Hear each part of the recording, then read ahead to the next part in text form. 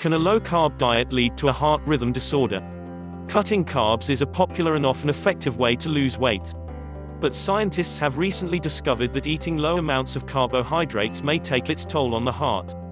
A study to be presented at the upcoming American College of Cardiology's 68th annual scientific session, March 16 to 18, found that individuals who significantly restricted their carb intake were more likely to develop atrial fibrillation, AFib. This heart rhythm disorder, or arrhythmia, can cause the organ to beat too rapidly and impair the function of its upper and lower chambers. Because low-carbohydrate diets were associated with increased risk of AFib, regardless of the type of protein or fat used to replace the carbohydrate, this popular weight control method should be recommended cautiously, says lead study author Xiaodong Zhuang, MD, a cardiologist at the hospital affiliated with Sun Yat-sen University in Guangzhou, China. Dr. Zhuang and his colleagues analyzed data on nearly 14,000 individuals who did not have AFib when they originally signed up for a National Institutes of Health study, which ran from 1985 to 2006. During an average follow-up of 22 years, about 1,900 participants developed the heart rhythm disorder. By the way, if you want to lose weight without dieting or exercise and keep keto flu at bay, you can try the ultimate ketogenic bundle. Check out the link at the description to know more about it. A carbo benefit. Based on participants' self-reported daily food consumption and related data, investigators estimated their daily carbohydrate intake. They noted that, on average, participants were getting about half their daily calories from carbs. The Dietary Guidelines for Americans recommends that carbohydrates make up 45 to 65% of your total daily calories. The authors then divided the individuals into three groups, based on their carb consumption being low, moderate, or high. Carbs accounted for less than 44.8% of daily calorie intake in the low group, from 44.8 to 52.4% of calories in the moderate group, and more than 52.4% in the high group. The results revealed that participants with low carb consumption were 18% more likely to develop AFib than those with moderate carbohydrate intake and 16% more likely to develop AFib than those with high carb consumption. An anti-inflammatory effect.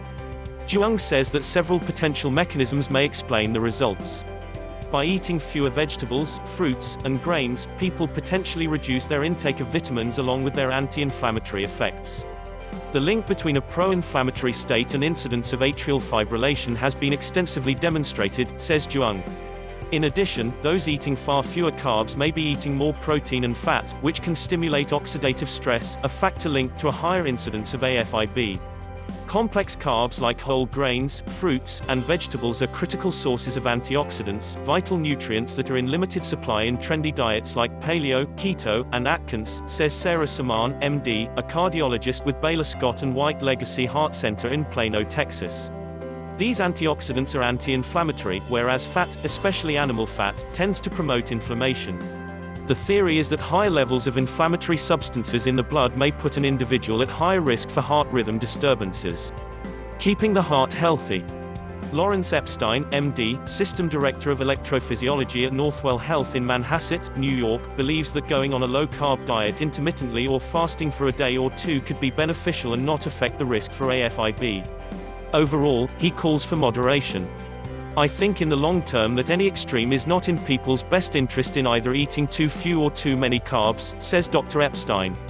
Dr. Saman emphasizes that avoiding highly processed carbs is generally a good thing.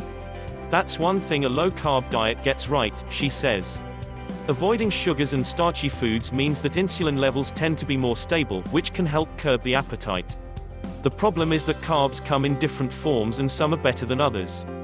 Lumping all carbs together is like throwing the baby out with the bathwater, says Saman, meaning you may eliminate something good by trying to eliminate something bad. To optimize heart health, cardiologist Saman endorses a Mediterranean diet, rich in whole grains, fish, olive oil, green leafy vegetables, and fresh fruit. Epstein's advice for reducing the risk of AFib is not only to eat a healthy, balanced diet but also to exercise on a regular basis without overdoing it because too much exercise poses a risk. Also, many people don't realize the negative effect of sleep apnea, he says. People should be tested for that and treated appropriately because it's a known cause of atrial fibrillation. Zhuang anticipates that future research will involve a randomized controlled trial to confirm the findings of this research and examine exactly how carbs affect the heart. The long-term effect of carbohydrate restriction is still controversial, especially with regard to its influence on cardiovascular disease, he says.